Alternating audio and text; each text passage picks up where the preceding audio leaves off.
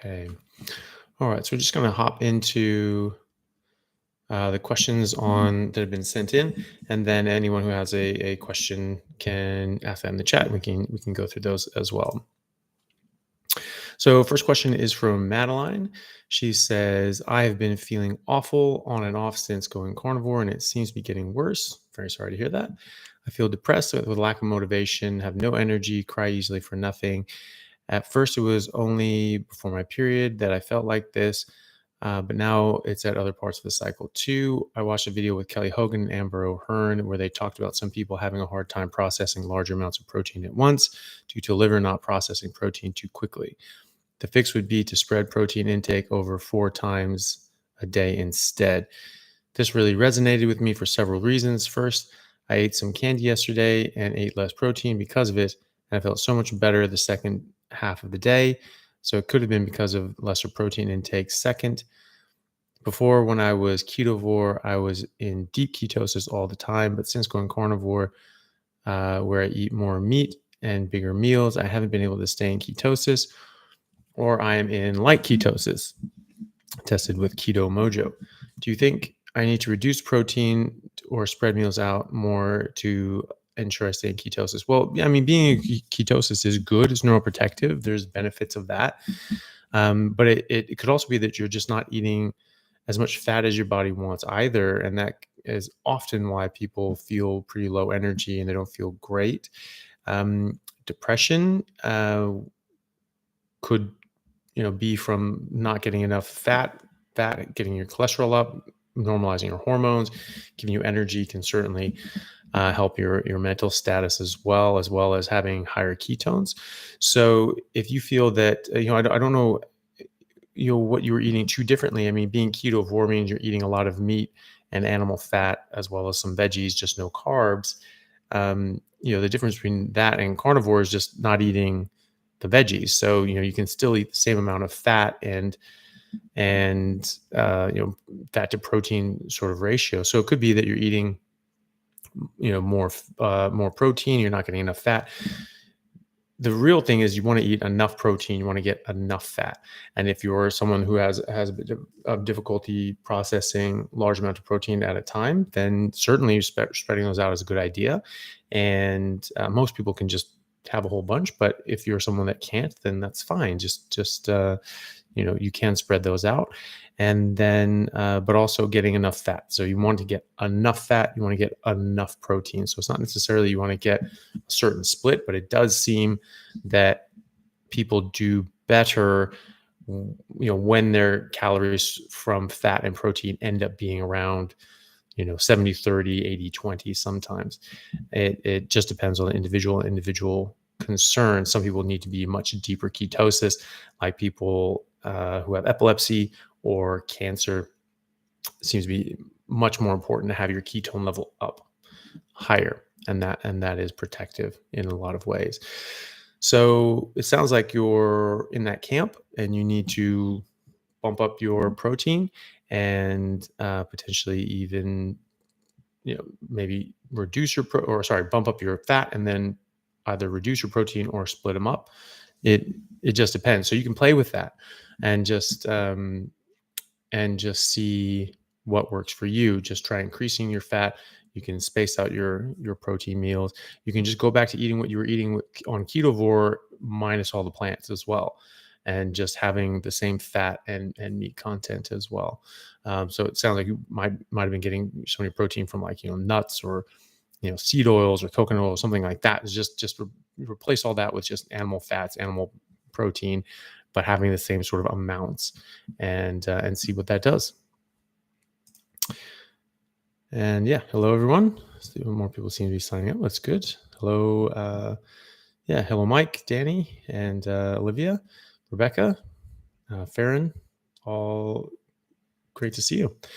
From Jared, my wife's grandma. You may remember we discussed recently on the 100 member Zoom, has been experiencing some unusually high glucose numbers in the evenings, even after days of strict carnivore. Last night, her glucose was 185. Ooh, that's very high.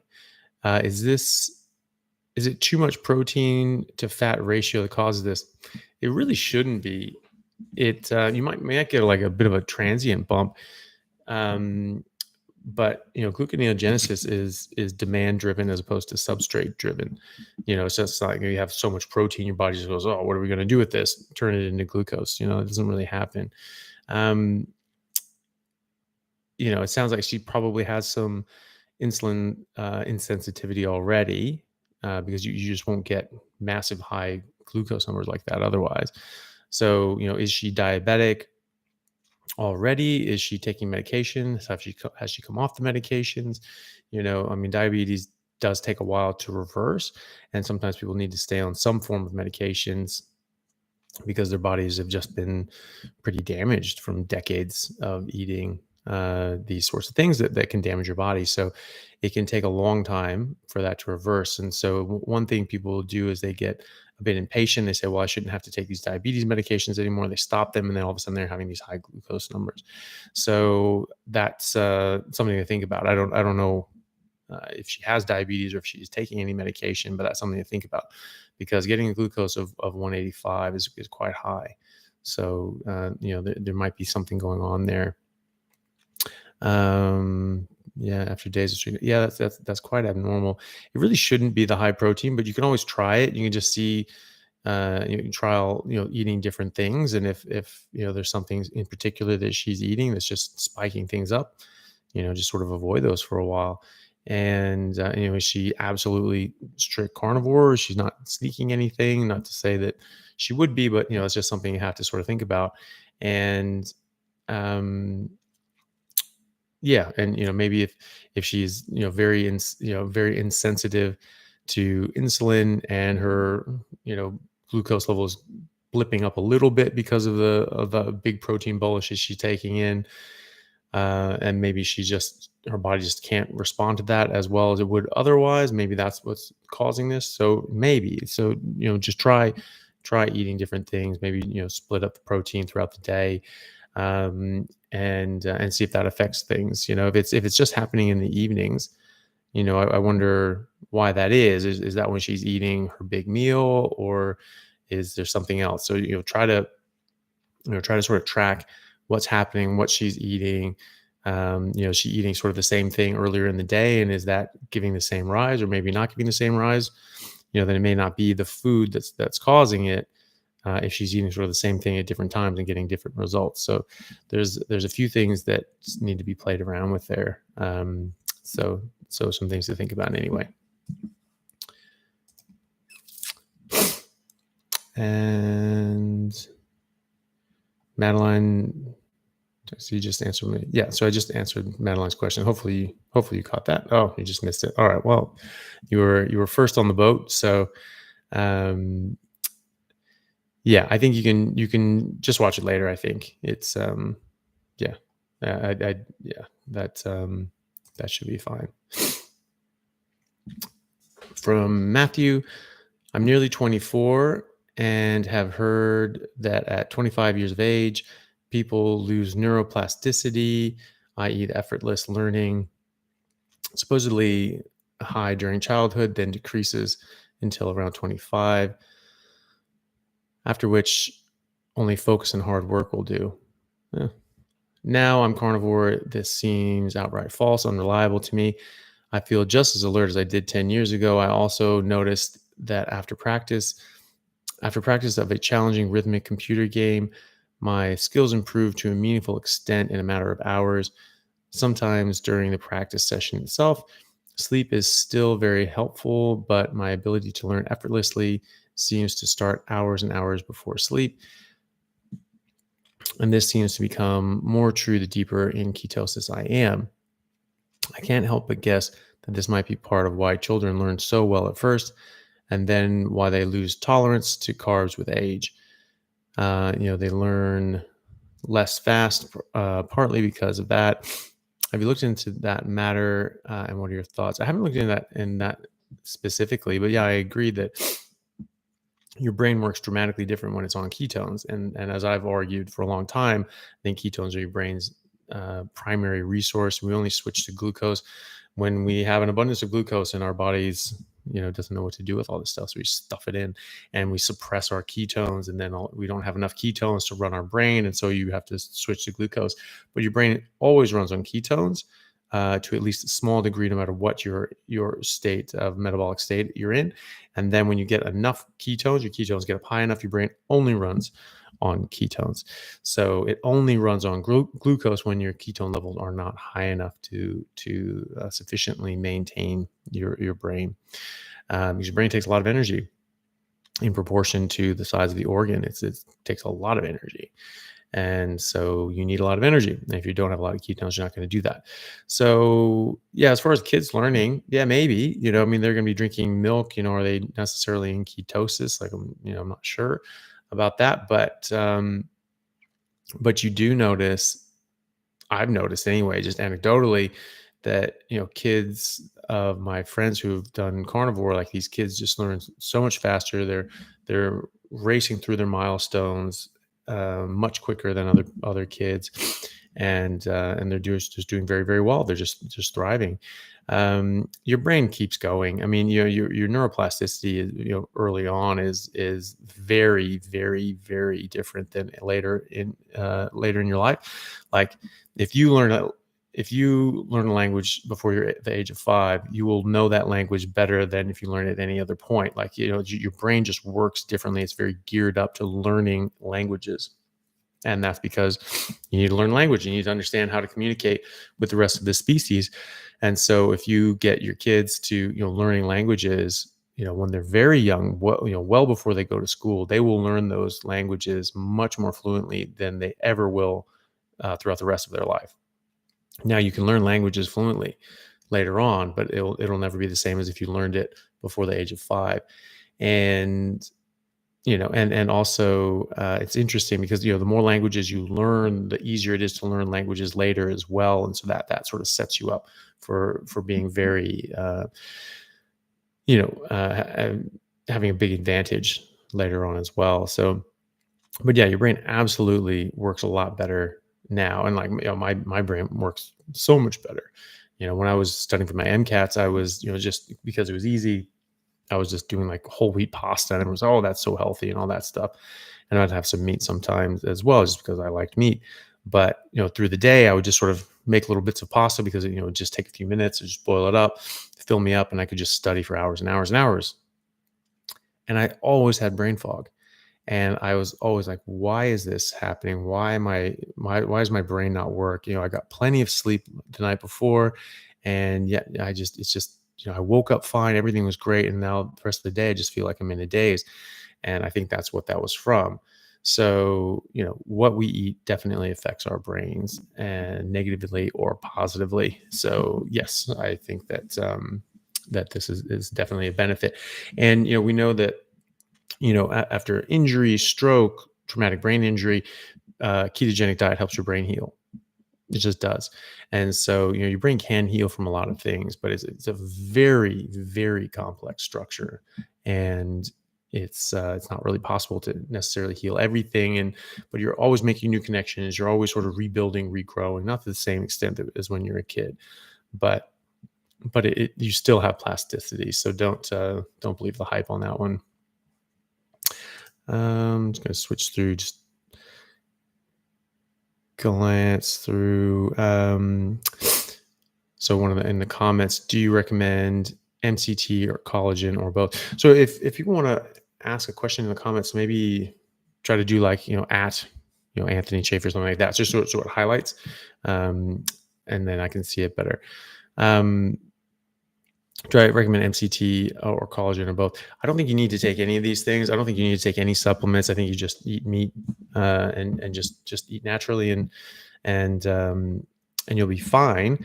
If you wanted to take MCT, you could. I guess it would depend on what the source is from. Most of the time, the sources are from, plant sources, coconut oils and things like that. So I guess it's how it's refined. Does it take everything out apart from the MCTs? Maybe there's some things that you don't actually want that get along with it, or are they completely isolated? Is it MCT isolate? Collagen, you're going to get plenty of collagen from eating meat. And so you don't need to take all that. I think that realistically, you don't need any supplements on a proper, a proper biologically appropriate diet, proper human diet, as Dr. Berry says, because that's by definition going to have everything that you need in it. So you can take it if you want, but I think that you'll get plenty just from eating fatty meat. And yeah. Okay. Then Meg asks, I have a friend who is exposed to mold in her home for years. She now suffers from inflammation, weight gain, and hearing loss. She found a new doctor who has put her on a plant-based diet. Ugh. I passed on your information and suggested she find your videos on YouTube. Do you know of if anyone has improved on mold exposure symptoms since going carnivore? That's something that I haven't seen too much of, but I have spoken to a few people who have had issues with mold and mold exposure, which is nasty stuff, nasty stuff, and that can cause serious problems. And when you're on carnivore, your immune system is going to be much, much, much stronger, and so you're going to be able to fight these things off. But like when there's mold and there's dust and there's bacteria and there's all these sorts of things that can cause issues. Most of them are just in the background, but in certain circumstances, sometimes they can cause a problem. And so you have these opportunistic pathogens that all of a sudden, once they get hold, then you might be in a bit of trouble. You're in a weakened state for some reason, and then it just gets into you, and or they make these different toxins that are just around you in your environment, and you get exposed to. So it may be that they may need to take medicine as well and get that treated. Some of these things just aren't going to clear on their own, and you have to get help with them. But yeah, I've seen anecdotally a few people that have had mold exposure and problems with that, and that has helped them, and that's something that they noticed did make a difference. But it's still difficult, and you still might need some help with that medication wise. Okay.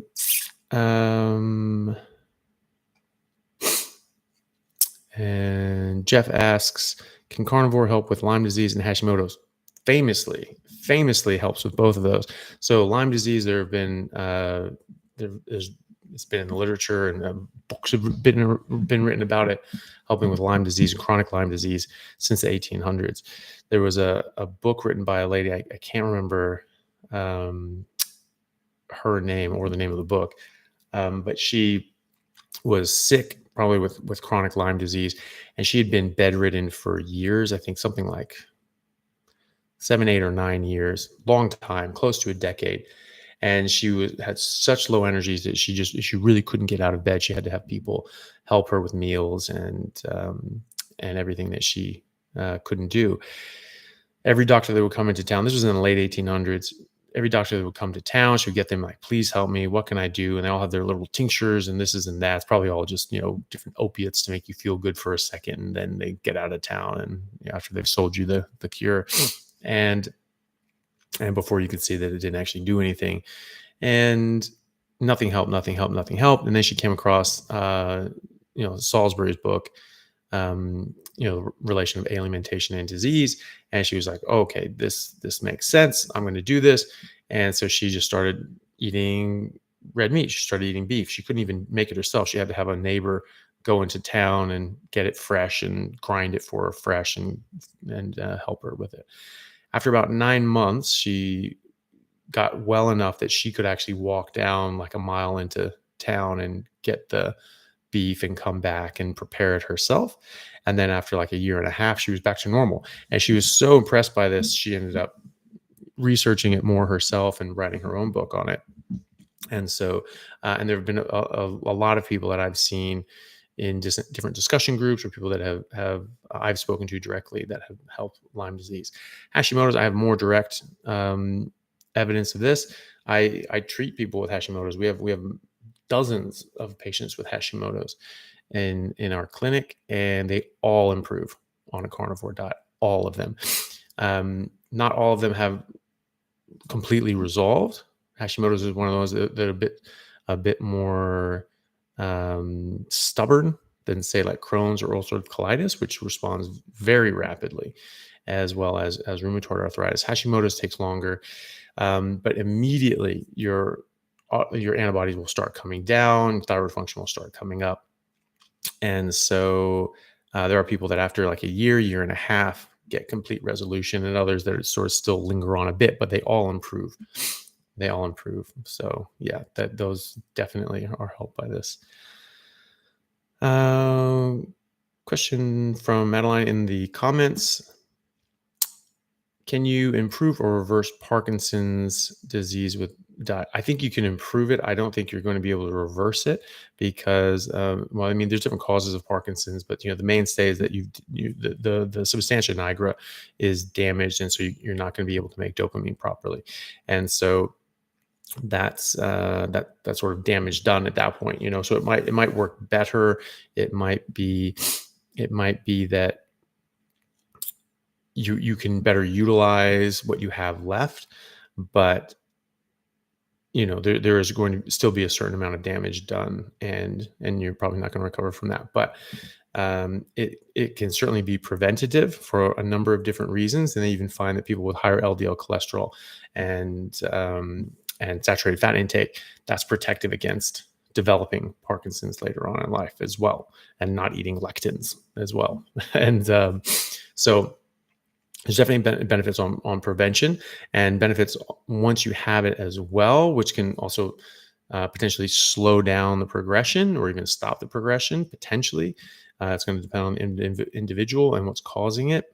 And but are you going to reverse it completely? Probably not. There's going to be some damage done, most likely.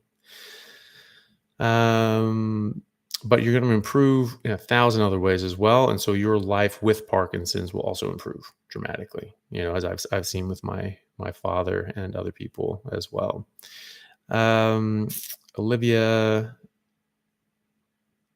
asks, are the Lyme disease results specifically carnivore or keto too?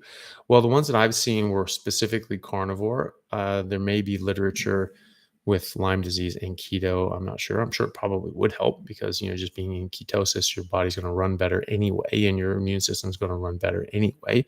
And so you'll probably be all right. But those anecdotes were specifically carnivore. Let's see.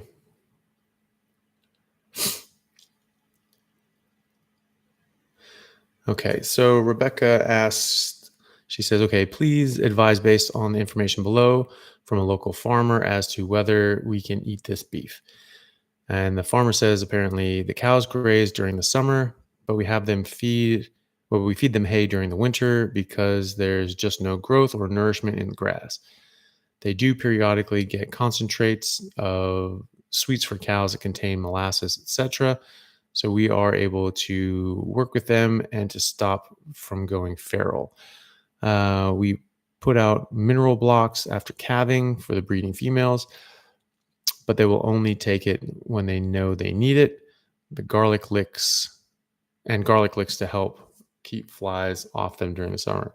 Yeah, I don't know about the garlic thing. That's interesting that it keeps the flies off. It just stink like garlic, and that keeps the flies away. I don't know.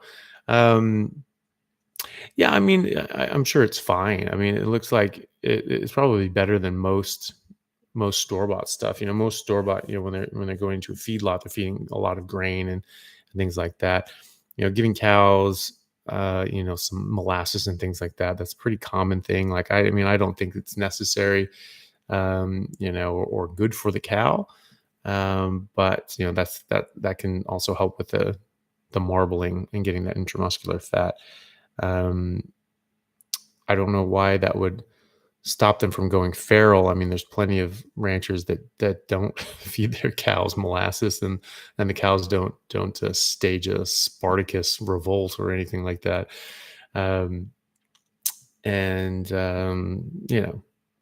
But it does from the sounds of it, it sounds like they're mostly just eating grass and hay, which is basically grass, and And so if it's that or store bought, that probably sounds even probably better than store bought. So, but there are definitely ranchers that don't use any of that. That just have just grass or hay in the winter if they don't have enough growth or anything like that. And and so you can find those people as well. Okay.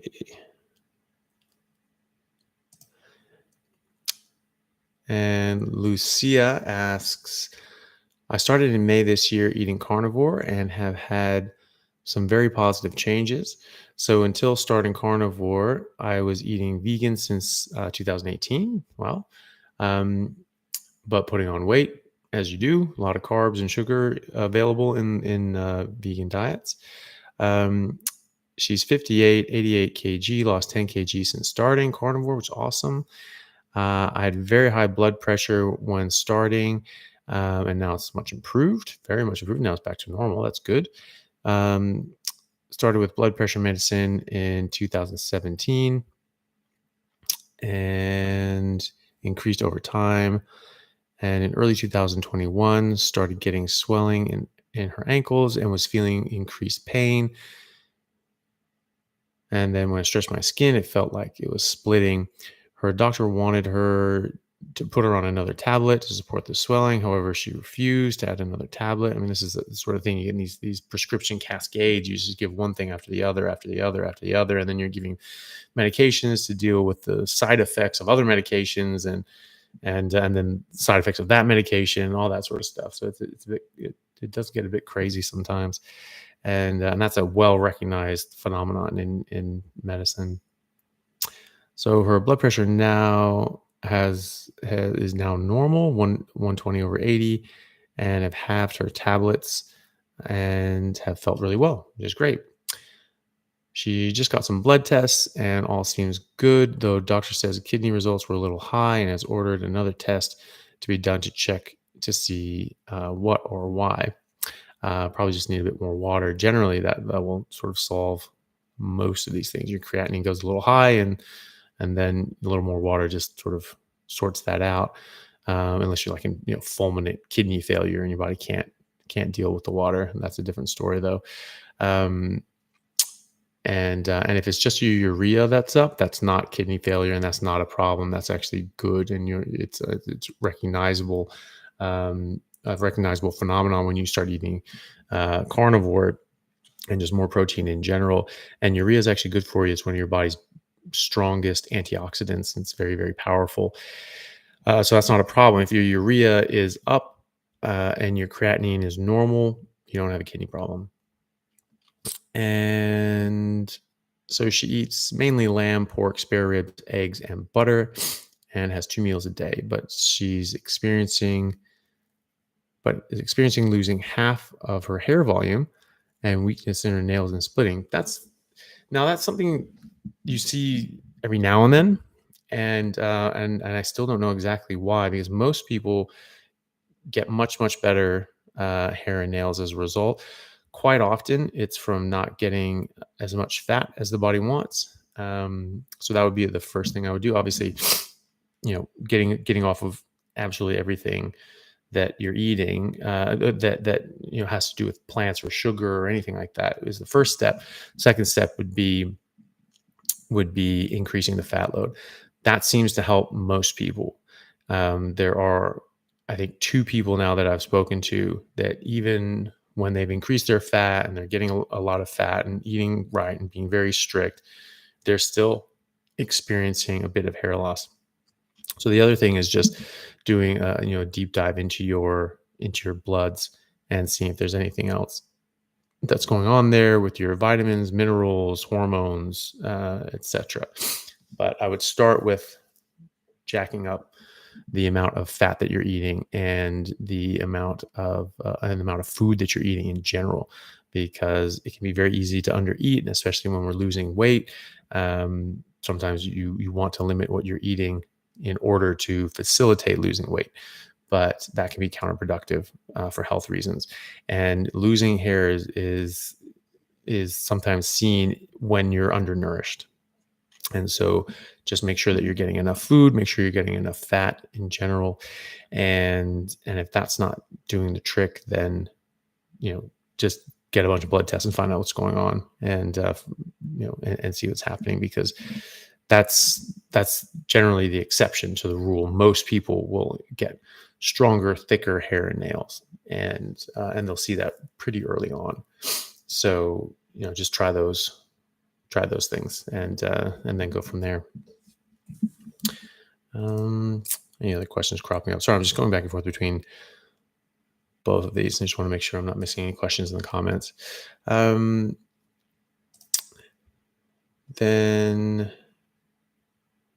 oh, come on.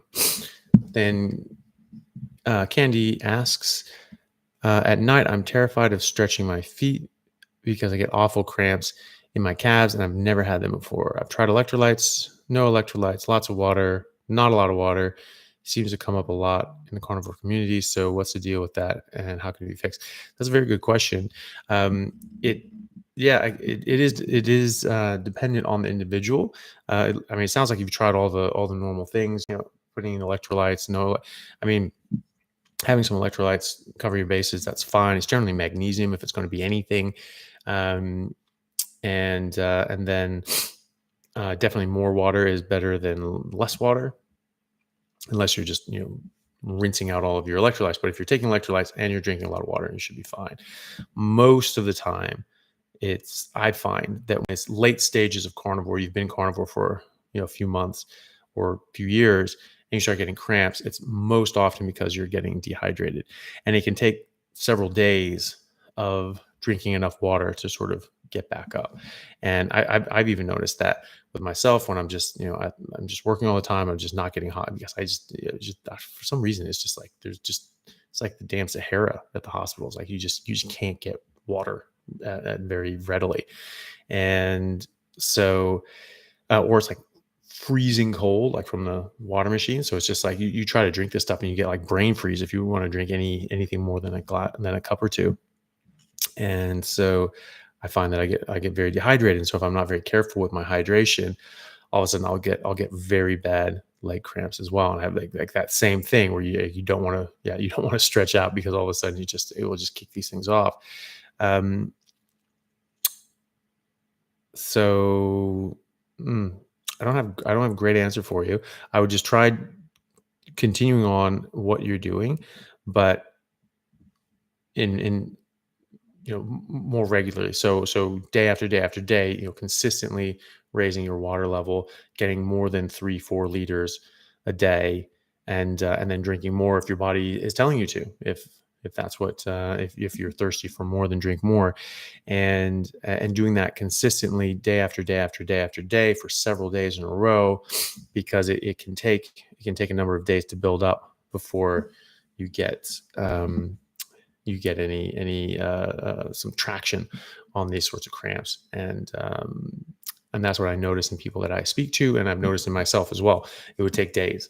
It would take days of drinking more and more water to catch up. And then if you wanted to take electrolytes during that too, you could. It could be, it could be a bit, counterproductive. Like if you're taking all those electrolytes, and maybe that your body's like flushing out more to try to get rid of the excess, minerals and electrolytes in your piece, you could, sort of be shooting yourself in the foot there. But, if you're trying electrolytes consistently and that's not helping, then give water a go. You can also just check your electrolytes and check your magnesium and calcium. And if those are low, then those are the ones you need to top up. It would be unlikely that they're low, but if they are, that's when you want to top them up. And otherwise, just hose in the water. That's generally what's causing the problem. But it sounds like you're doing all the right things. I would just do it. Just keep it up and keep it consistent, and do it for several days or a week or more, and then consistently after that, because you're going to need to maintain whatever you're doing, whatever hydration level, or if it's electrolytes, then electrolyte level, you're going to need to maintain that ongoing. So you just need to sort of make that that positive change and maintain and keep it going consistently.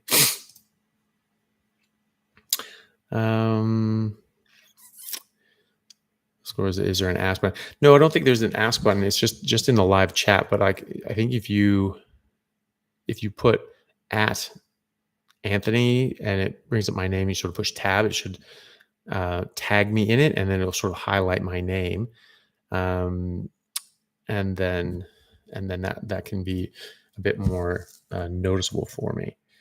So if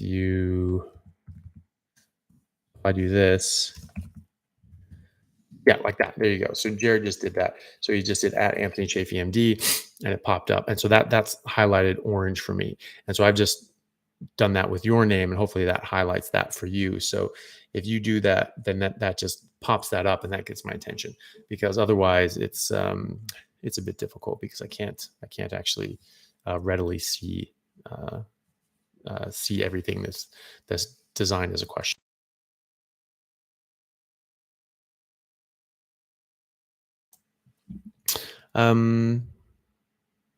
Okay, so Olivia posted a question.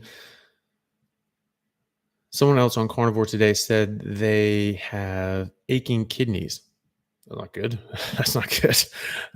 Would you give the same advice, i.e. water or anything else they need to do? Well, I mean, it depends. I mean, it depends on what's causing the aching kidneys, right? So, I mean, if they have like kidney stones and something like that, then, well, yeah, then actually the answer would be the same. You do want to sort of flush that stuff out. But also, your organs are viscerally innervated, so the nerves that are in them, they aren't somatic, so they don't you can't, like, you touch here, I know where I'm being touched, I close my eyes, I know exactly where I'm being touched, right? So it's not the same with your organs, your visceral organ, your viscerally innervated structures. They're more general, and so you get a pain, something's bothering it, and you get more of a general pain in that sort of general area, but it's not like pinpointed, like, oh, that's my kidney necessarily. And so it would just depend. But if you're having kidney issues, or having kidney stones, or you're having all that sort of stuff, water is a good idea in general. But it just depends on what's going on. And if you're having that sort of pain, then and it's ongoing, it's not sort of resolving after a few days, it's probably best to get it checked out, talk to a doctor about that.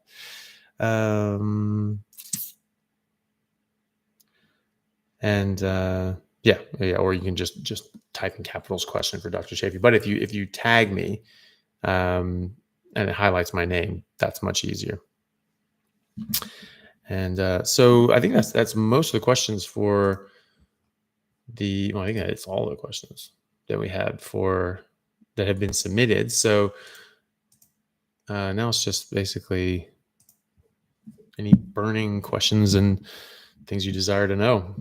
So take your shots. So question: my brother is in a wheelchair and deals with chronic bed sores issue. I'm so sorry to hear that. That's very difficult.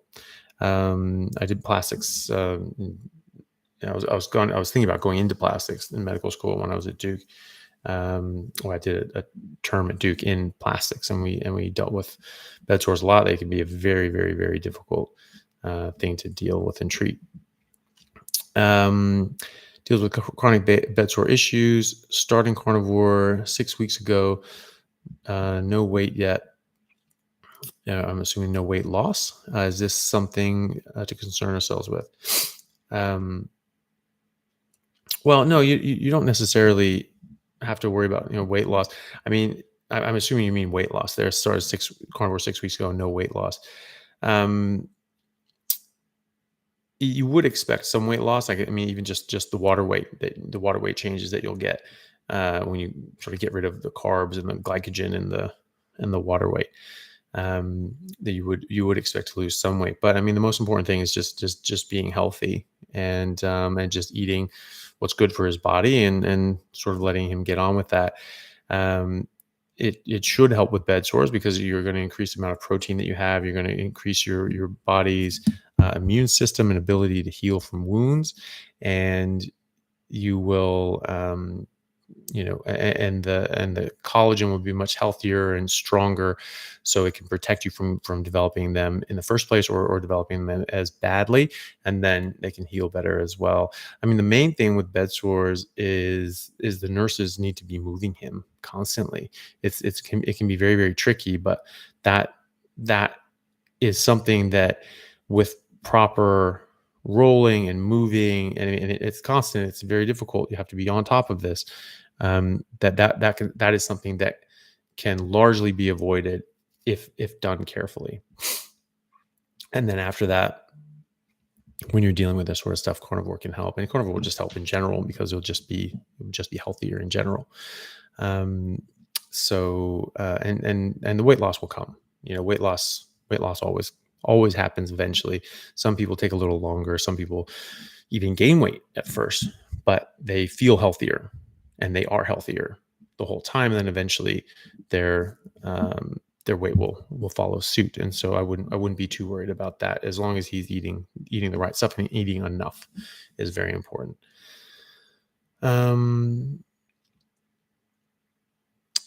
Yeah. So yeah, so I think everyone was playing with the with the highlight thing now, and so yeah, enjoy that. Does anybody else have any questions, or sort of roll back through?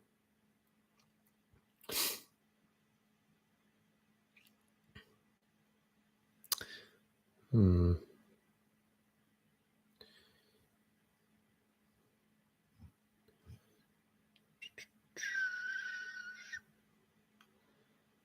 Why are you only saying hi to people in Vegas? That's funny. I didn't think there were that many people in Vegas. Um, okay. So, is there anything else that people wanted to talk about, just in general? It could be, just isn't necessarily even anything to ask me personally, but just in general, is anything any people are interested in?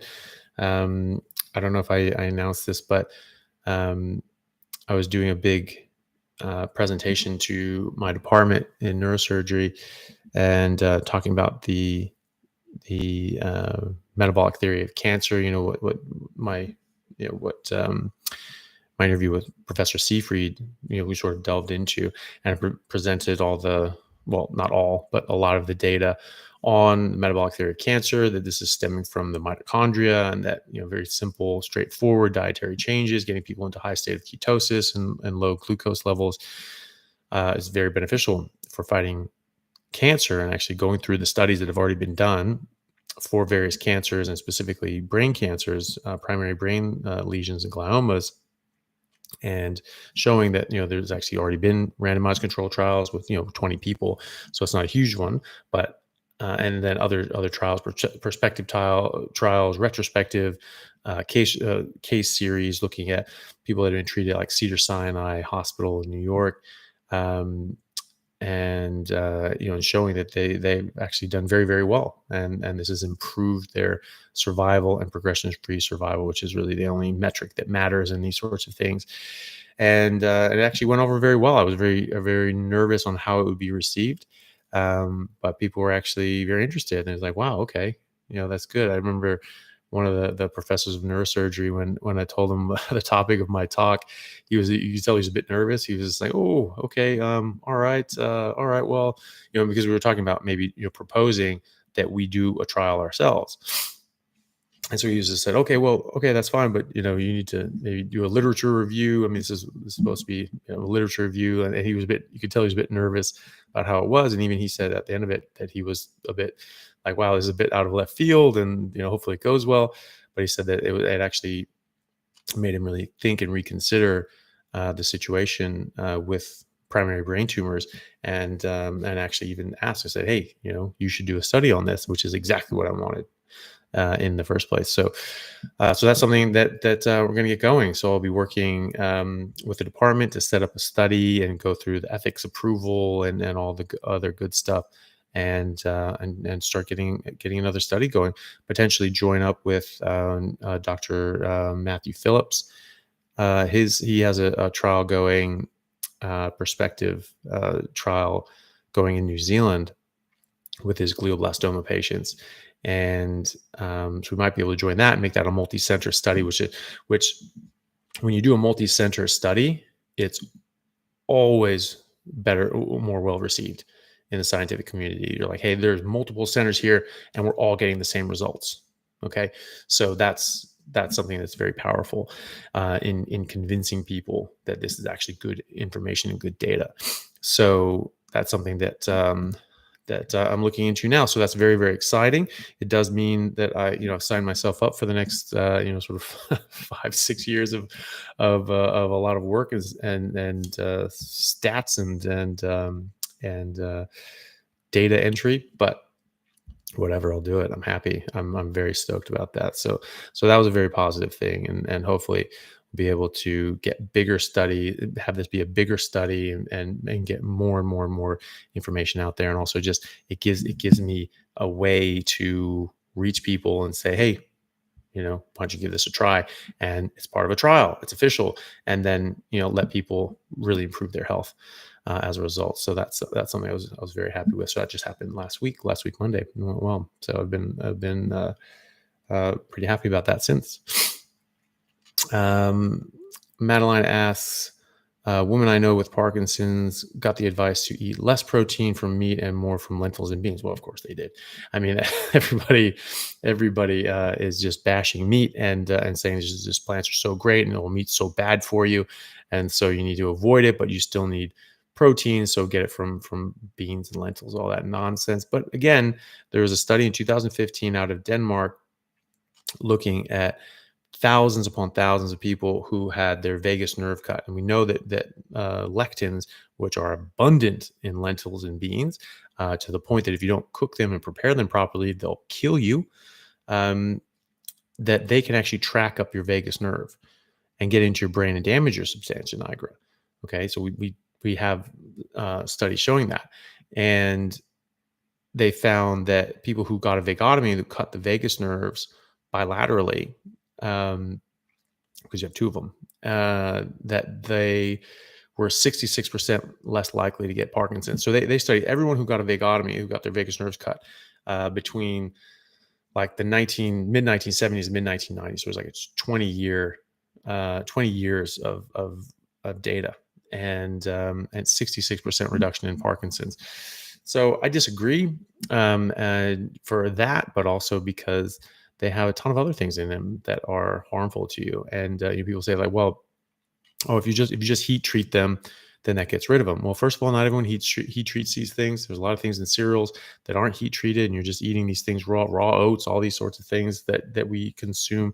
The raw food vegan people, they're like, oh, you have to eat this stuff raw. That's all the way to go. And it's like very much isn't.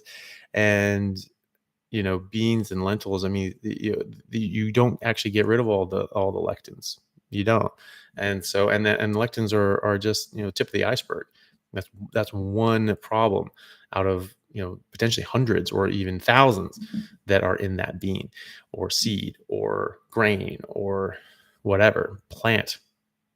So, I fully disagree with that for a number of different reasons. But it's not surprising. I mean, it's just there's a big plant-based push, and unfortunately, doctors don't know anything about nutrition, and unfortunately, and more unfortunately than that, dietitians and nutritionists are flat out taught the wrong things. And so it's not even that we don't teach nutrition in medical school. It's that no one teaches proper nutrition. No one is teaching nutrition as it pertains to a proper human diet. No one ever contended that plant-based was how we evolved. No one, until just now when people started pointing out like, hey, that doesn't make sense. When the whole paleo thing came out, like, well, we were eating meat, like we were hunter gatherers, we're eating meat, maybe some plants, but really not that many, and if at all. And and so people are sort of challenging that. Well, hey, wait a minute. Should we really be eating this stuff, or should we not be eating meat? And they say, oh, well, no, actually, we're herbivores. And I mean, look at our teeth. Our teeth are clearly herbivorous. I'm like, no, they're not. And so this is just insane. But so it's just everything's just pushing this whole plant-based agenda. But as I pointed out before, the WHO, who is very anti-meat and very pro plant-based or meat alternative, you know, they have an entire page on their website talking about natural toxins in food. And it says toxins in food. It doesn't say toxins in plants. It says natural toxins in food. And so it goes through all these different toxins in the foods that we commonly eat. And every single one comes from plants or algae. Every single one.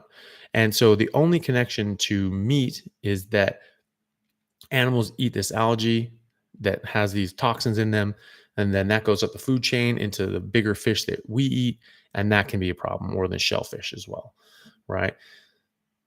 That's not the animal. That's not the meat itself. There's no they identified no toxins in meat, inherent in meat. Not, zero, zero. All right.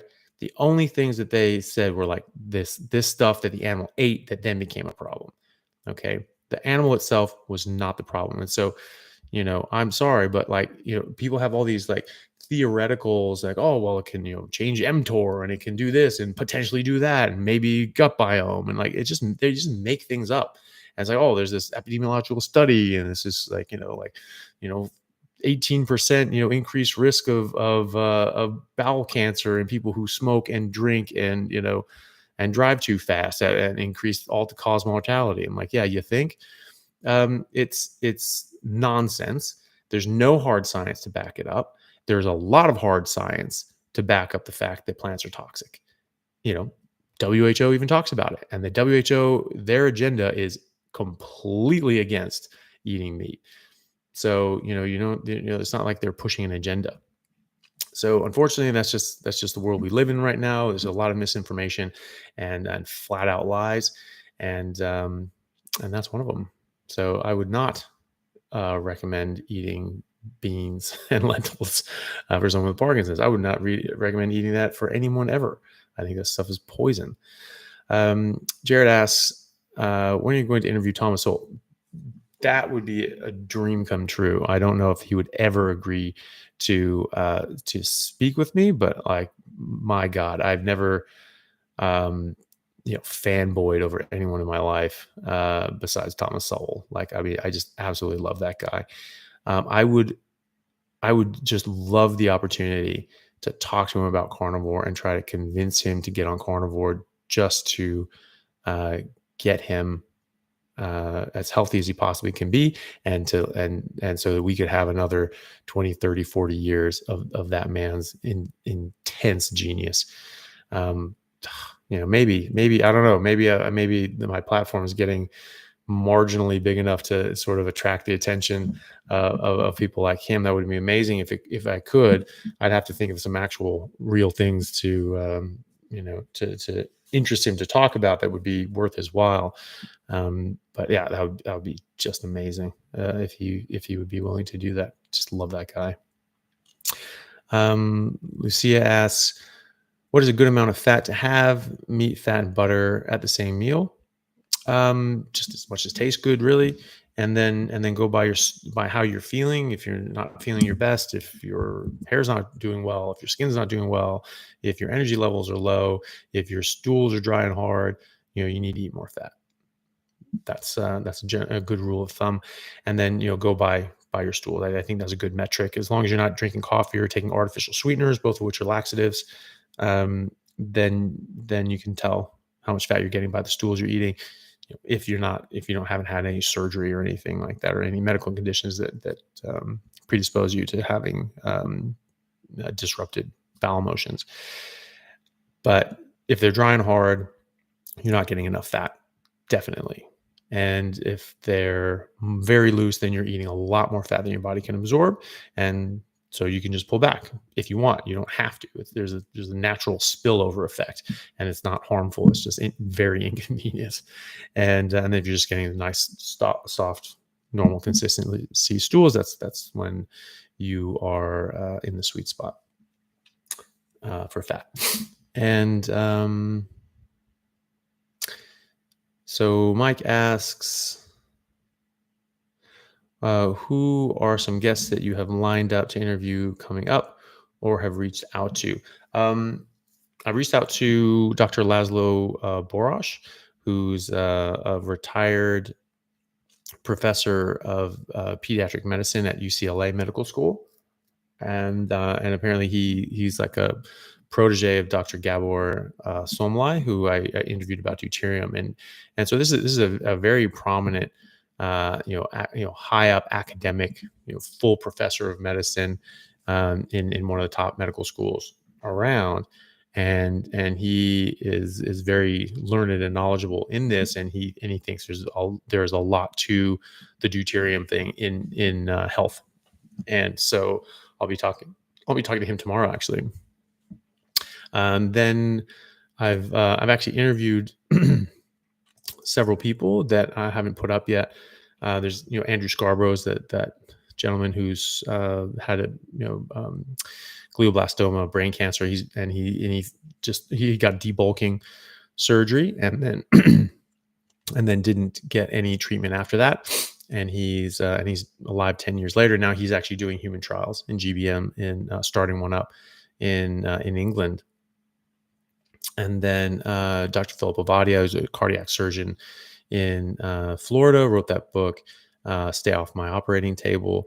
So that's really great. Having like a cardiothoracic surgeon, someone who deals with the end stage repercussions of heart disease. He's saying, eat meat, eat carnivore, eat a lot of fat. This is what's good for you. This is what is going to help you and help reverse your disease and prevent it from coming up in the first place. So it's very good to get people like him, and Dr. Seema Hotra, who I've had on before, who are able to really from the ground level in their profession dealing with heart disease tell you, hey, this is we got it wrong. I also interviewed Rachel Brown, who's a psychiatrist in Scotland, and talking about how dramatically diet affects mental health and even psychiatric conditions, which is quite remarkable. And then I need to publish Sophia Clements as well, from Paleomedicina, talking again about brain cancers and just cancers in general being treated by them with dietary measures. And then like Sally Norton as well, we dove into the whole oxalate thing, which was something that I knew about peripherally, but didn't know all about. And she's just written a book as well, mostly about oxalates, but also just talking about plant toxins in general. And so that's those are some ones that will be upcoming. And then I was just on with Chris Bell, who's I think it's Chris and Mark Bell, who goes by like Smelly Bell or something like that. They're like powerlifters and weightlifters and bodybuilders, and they had since the 90s.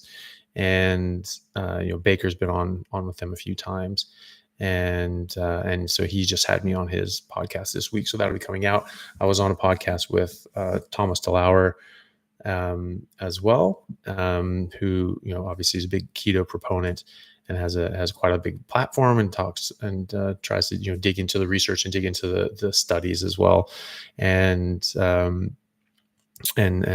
about things from an evidence-based point of view, which I think is a good way to do it.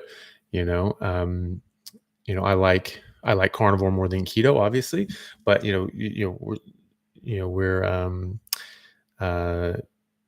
we're certainly on the same side of the pitch, and so it's good to talk to people like him who have made a big impact in diet and nutrition, and are trying to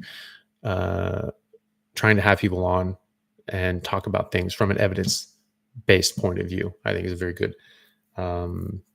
very good approach. So there's some upcoming things. I don't know if that one's out yet, actually. I don't know, I'll have to check. He hasn't said anything to me yet, but he said he was going to have that come out sort of in a few weeks, and that was a few weeks ago. So who knows? And then my talk with that I gave at that medical conference, sort of the low carb medical conference, Low Carb Down Under. That'll be coming out, I think, on November 6th. So just over the weekend, maybe, or early next week. And so, yeah, so there's a few things in the pipeline, and then I have to set up other interviews coming up. I've got a number of them that are sort of in the backlog that I have to sort of get out, that I'm sort of um, uh, waiting to put out. I don't like putting out too many at a time, just because they are longer form interviews, and I think people get a bit overwhelmed watching these things anyway, and maybe don't want too many of them to come out at one time. Olivia asks, "Do you have any good interviews?" Oh, that was no. I think that was basically the same question. Do you have any good interviews coming up, or don't any good ones lately? So yeah, just answer that. Oh, come on! Why do you skip around? Any vegans willing to interview with you? Yeah, we tried to get Simon Hill on. I don't. That hasn't. It's not that that's not going to happen necessarily. But I was traveling, then he was traveling. I had my surgery, and then as soon as I was sort of like 2 days after I had my surgery, he went on vacation, and I think he's probably back at this point. I'll have to touch base with him again, but basically, we're trying to plan something, and uh, between my schedule, his schedule, and Lane Norton's schedule, whose Lane was going to sort of moderate our discussion, which I don't think we necessarily need a moderator. I think we just should have a discussion, and just have an actual friendly discussion, and talk about things. I think that would be very, very positive. But between the three of us, it's been difficult to find something. So I don't know. I don't know when that's going to happen, but that's sort of where that left off. Is when people were going on vacation, things like that. So I'll have to touch base with them again. But I'm happy to talk about any of these guys. I've had little to no luck getting anyone to engage, and I'm not even trying to attack anyone. I just want to actually have conversations, and I've had tons of conversations with people off camera, and and they've been very positive, with people like vegans and vegetarians and things like that. And, it's just, getting them to actually do it on camera is a bit more difficult. So we'll see.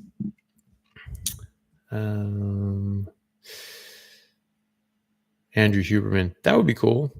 I don't know if he'd care to be on my tiny podcast with his massive following, but you never know. It could be. He's very interesting dude. I haven't seen. My podcasts are long. His are really long. So it's like some of these things are like 3 hours. I'm like, I don't have that much time to watch these things, unfortunately. I would actually watch more of his stuff if they were in more bite-sized chunks, just because like I don't have feature length film or 2 feature length films worth of time available to me at any point in my life these days. So unfortunately, I can't really do that, which is a shame, because they're the ones I have watched are very interesting, and I like his stuff.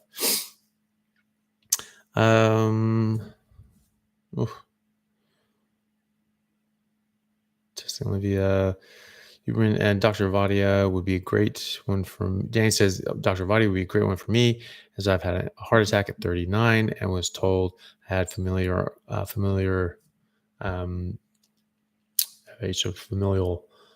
hypercholesterolemia, I'm assuming. Carnivore diet for 2 years now, which is great. Awesome. That's gonna significantly benefit you and keep your inflammation down, and keep this damage and clotting and further damage from happening. So good job. I wonder, Danny, if you've gotten your coronary artery calcium scores checked, and if you've been seeing that come down, which we normally do, but it's always good to ask. And that's already on Patreon. What's on Patreon? Is that the The low carb down under was on Patreon tomorrow. When's that coming out? Olivia, do you remember? You'll know. Jared asks, would you consider doing interviews with Patreon supporters? I think stuff like that would be less intellectually stressful for your average viewer. Yeah, absolutely. I mean, I think, just doing things with people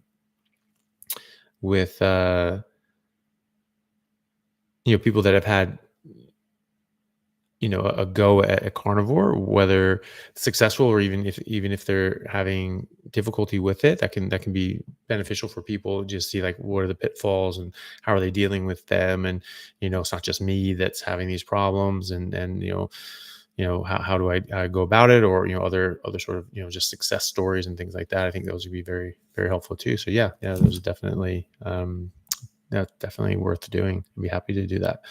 Rebecca says Huberman's videos are time code. So you watch only bits of interest you. Yeah, that's a very good point. And that's sort of the only way I've actually watched his stuff is with the time codes. But even then, like, it's just, it would be nice to sort of see the whole argument in its totality, and because everything fits together as well. Because he's a professional lecturer. He's a lecturer at Stanford, and so the man knows how to put a lecture together. And so I'm sure the whole thing would actually be very, very worthwhile, and I would like to do that.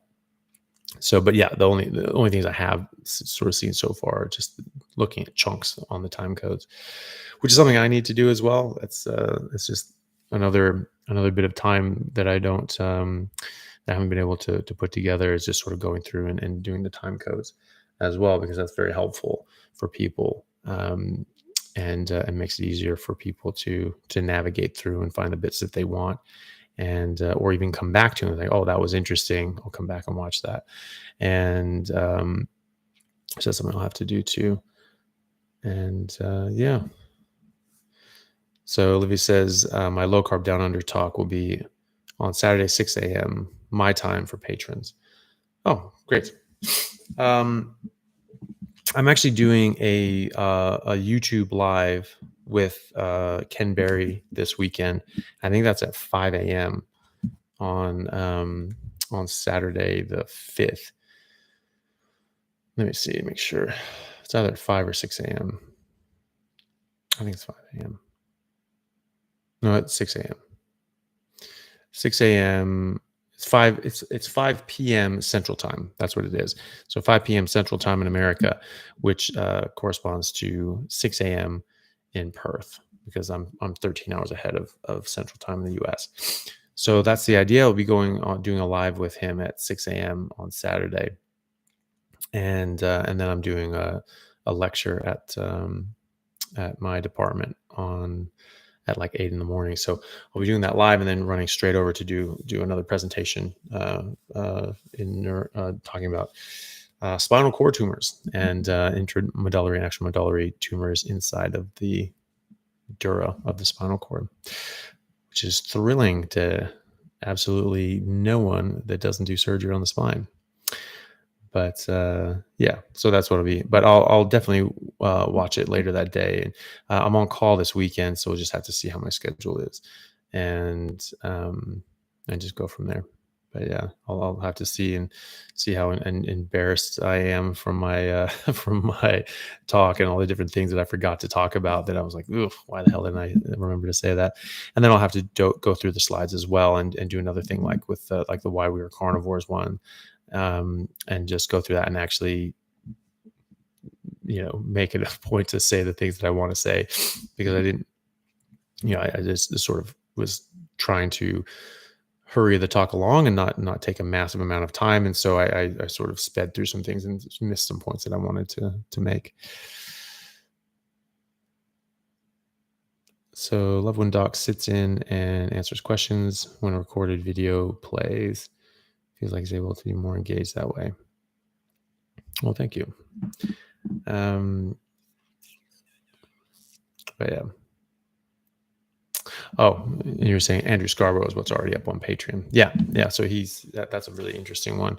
He's a very interesting person to talk to. Just in general, he's just a very bright guy, and very nice guy as well. And it's just an amazing story that, I mentioned this before, but for those who don't know, the type of brain tumor he has is the most aggressive form of glioblastoma, which is like the most aggressive form of cancer that you can get.